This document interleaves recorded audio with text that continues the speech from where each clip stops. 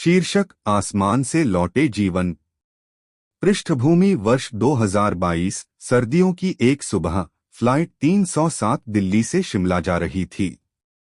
Flight 307 एक सामान्य घरेलू उड़ान थी। यात्री शांत बैठे थे, कुछ लोग अखबार पढ़ रहे थे तो कुछ खिड़की से बाहर हिमालय की चोटियों का दृश्य देख रहे थे। 8 साल की छोटी बच्ची सिया अपनी मां के साथ यात्रा कर रही थी। यह उसकी पहली हवाई यात्रा थी। उड़ान के 45 मिनट बाद अचानक मौसम खराब हो गया।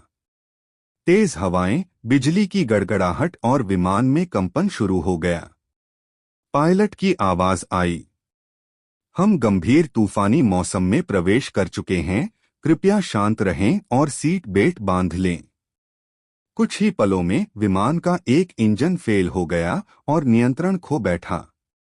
विमान तेजी से नीचे गिरने लगा।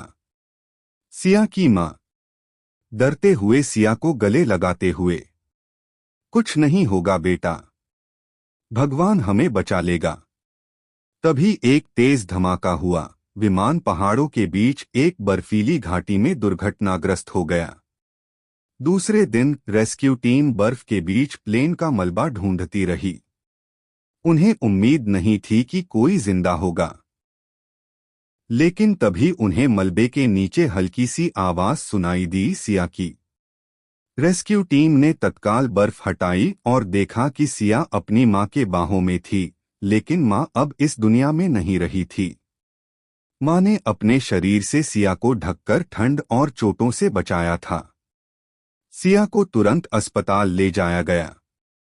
डॉक्टरों ने बताया कि इतने गंभीर क्रैश में बच जाना किसी चमत्कार से कम नहीं था।